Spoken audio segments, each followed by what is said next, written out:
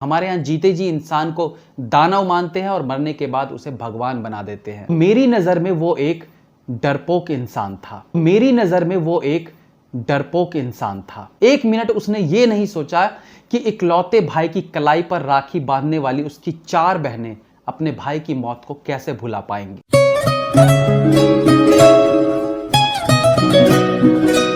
2020 एक ऐसा साल रहा हमारे देश के लिए जो शायद आने वाले हजारों सालों तक याद किया जाएगा, क्योंकि इस साल की शुरुआत में ही एक से बढ़ के एक ऐसी घटनाएं घटती चली गई जो हमारी आने वाली पीढ़ियों में सालों तक याद किया जाएगा। देश में अलग अलग जगहों पर शुरू हुए दंगों से लेकर प्रोटेस्ट्स और फिर कोरोना कहर, इन सब ने देश को पूरी तरह से बिखेर कर रख दिया। हम इससे उभरने के प्लान्स बना ही रहे थे कि इस साल 2020 की काली नजर पड़ी फिल्म इंडस्ट्री पर और फिर शुरू हुआ मौत का तांडव, जिसने एक एक करके बड़े बड़े दिग्गज कलाकारों को मौत की आगोश में पहुंचाना शुरू कर दिया। सिंगर कनिका कपूर के कोरोना होने से जो ये सिलसिला शुरू हुआ, उसके बाद केवल वाजिद खान थे जो कोरोना के कारण अपनी जान गंवा बैठे। बाकी सेलिब्रिटीज के दुनिया छोड़ जाने के अलग अलग कारण रहे। कहने का मतलब है ये साल केवल कोरोना से हुई मौतों के लिए याद नहीं किया जाए, बल्कि और कारणों से हुई मौतें भी इस साल 2020 को एक काला साल बनाती हैं। सुशांत सिंह राजपूत एक ऐसा नाम जिसने परिवारवाद से भरे बॉलीवुड में अपने दम पर अपनी एक पहचान बनाई। बिना किसी गॉडफादर के देश के सबसे पिछड़े कहे जाने वाले राज्य बिहार से निकलकर मुंबई में मेहनत की और उस मुकाम पर पहुंचे जहां पहुंचने की आस लगाए हजारों लाखों स्ट्रगलर दम तोड़ देते हैं या घर वापसी कर लेते हैं। मॉडलिंग, कॉमर्शियल एड्स, फिर टीवी सीरियल से होते हुए फिल्मों में उन्होंने अपना एक महत्वपूर्ण स्थान बनाया था। एक ऐसी जगह बनाई थी जहां हर फिल्म प्रोड्यूसर, डायरेक्टर उनके साथ काम करना चाहता था। पॉपुलैरिटी, नेम, फेम सब कुछ था सुशांत सिंह राजपूत के पास। हर वो चीज उनके दामन में भगवान डाल चुके थे जिसके लिए इंसान जिंदगी भर एड़िया रगड़ कर रह जाता है, लेकिन उस मुकाम के 10वें भाग तक भी नहीं पहुंच पाता। और फिर आता है एक ऐसा दिन जब अचानक से ये उभरता हुआ सितारा दुनिया को अलविदा कह जाता है। अब इस पूरे प्रकरण के बाद हमारा मीडिया तबका शुरू हो जाता है अपने काम पर, यानी 3 दिन का मसाला। सुशांत सिंह राजपूत का गुणगान होना शुरू होता है, उसकी लाइफ पर डॉक्यूमेंट्रीज बननी शुरू होती हैं, उसके स्ट्रगल को दिखाया जाता है, उसे नेपोटिज्म की जंजीरों को तोड़कर आगे बढ़ने वाला योद्धा बताया जाता है। उसकी गर्लफ्रेंड कौन थी, उसके दोस्त कौन थे, मरते वक्त उसने कौन से रंग की रस्सी या कपड़ा इस्तेमाल किया था फांसी पे लटकने के लिए, उस वक्त उसने क्या कपड़े पहने हुए थे, मतलब तमाम वो चीजें आपको बताई जाने लगती हैं जो शायद सुशांत सिंह राजपूत के जीवित रहते आपको कभी पता नहीं चल पाती। लेकिन मैं उन सब विषयों पर बात नहीं करूंगा, क्योंकि अगर मीडिया हाउस और सोशल मीडिया जैसे प्लेटफॉर्म्स ने उनके मरने से पहले उनकी लाइफ को इतने करीब से दिखाने की कोशिश की होती, या सुशांत को ये एहसास दिलाया होता कि तुम अकेले नहीं हो, तुम्हारे साथ पूरे भारत के इतने सारे लोगों का साथ है, प्यार है, तो शायद वो कदम उठाने से पहले 10 बार और सोचता। लेकिन हमारे यहाँ जीते जी इंसान को दानव मानते हैं और मरने के बाद उसे भगवान बना देते हैं। अब अगर सुशांत सिंह राजपूत पर मैं अपने व्यूज दूं तो मेरी नजर में वो एक डरपोक इंसान था जो आज खुदकुशी नहीं करता तो आने वाले समय में कभी और सही, लेकिन वो अपने हाथों अपनी जान जरूर कमा बैठता। क्योंकि जब इंसान सेल्फिश हो जाता है, केवल खुद के लिए सोचने लगता है, तो उसकी जिंदगी का सफर ऐसे ही किसी मोड़ पर आकर थम जाता है। सुशांत सिंह राजपूत एक सेल्फिश व्यक्ति था जिसके पास हर वो चीज थी जिसके लिए लोग तरसते रहते हैं, और ऐसी जिंदगी में यदि कोई बात थी उसके साथ, कोई तनाव था उसके साथ, तो उससे लड़कर बाहर निकलने के बजाय उसने अपनी जीवन लीला को समाप्त कर देना ज्यादा आसान समझा, क्योंकि वो सेल्फिश था, वो कायर था। कायर इसलिए कि जो अपनी इस खूबसूरत जिंदगी को पल भर में खत्म कर ले, और सुसाइड के कारण चाहे जो भी रहे हो, कुछ भी, तो भी सुसाइड जैसे कायरपूर्ण फैसले को जस्टिफाई नहीं किया जा सकता। यस, मैं सीना ठोक कर कहता हूं कि वो सेल्फिश इंसान था, क्योंकि जब वो अपनी परेशानियों से पूरी तरह से घिर गया था तो उसने अपने दोस्तों, रिश्तेदारों पर इतना भी भरोसा नहीं दिखाया कि उनके पास बैठ जाए, उनसे बातें करे, अपनी समस्या को डिस्कस करे।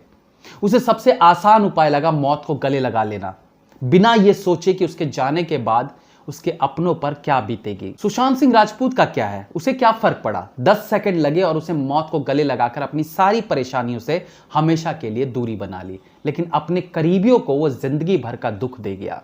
इसलिए सुशांत सिंह राजपूत जैसे लोगों को सेल्फिश कहा जाना चाहिए, और एक्चुअली में ये होते भी हैं। ये तो आज एक सेलिब्रिटी है तो हम सब इतनी बातें कर रहे हैं, जबकि रोज ऐसे हजारों केसेस होते हैं जब कायर और सेल्फिश किस्म के लोग रोज अपनी जान गंवा बैठते हैं। और सच पूछे तो ऐसे लोगों के प्रति हमदर्दी होनी भी नहीं चाहिए। अपने माँ बाप, अपनी बीवी, अपने बच्चों को राम भरोसे छोड़कर अपनी परेशानी को खत्म कर लेने वाले लोगों के लिए कोई सहानुभूति नहीं होनी चाहिए, क्योंकि वो सहानुभूति के लायक नहीं होते। आप में से बहुत से लोगों को बुरा लग रहा होगा कि मैं यार एक मरे हुए आदमी के बारे में ऐसा सब कुछ क्यों बोल रहा हूं। तो ऐसे लोगों को मैं इतना ही कहना चाहूंगा, जब इन जैसे लोग सुसाइड करके अपनी परेशानियों से दूर भाग जाते हैं बिना ये सोचे कि उसकी मां पर क्या बीतेगी जिसने उसे 9 महीने कोख में रखा, फिर इतने प्यार दुलार से पाला पोसा और एक एक दिन उसका ख्याल रखा, उसे स्कूल भेजा, फिर कॉलेज अपने खून पसीने की कमाई से उसके सपनों को साकार किया, अच्छा कॉलेज, अच्छा लाइफस्टाइल, सब कुछ दिया, और उसके बाद अचानक से उन माँ बाप को सुनने को मिले कि जिसे हमने 30 साल तक पल पल बढ़ते देखा, जिसके लिए अपनी सारी कमाई लुटा दी, जो इनकी आंखों का तारा था, वो इतना कायर निकला, डरपोक निकला, इतना स्वार्थी निकला कि अपने माँ बाप के सारे सपने, सारे लाड प्यार को दरकिनार करके उन्हें जिंदगी भर का दुख दे गया, वो दर्द दे गया जो उनके मरने तक उनके साथ रहेगा। ऐसे इंसान की चमचागिरी मैं कैसे करूं? कैसे उसके मर जाने के बाद उसकी अच्छाइयों को खोज खोज कर जबरदस्ती उसके प्रति अपना प्यार दिखाता रहूं? जिंदगी अनमोल है, इसकी कोई कीमत नहीं, और जिसने इस कीमती चीज की वैल्यू नहीं की, उसके मरने के बाद उसकी क्या वैल्यू रह जाएगी? जीरो।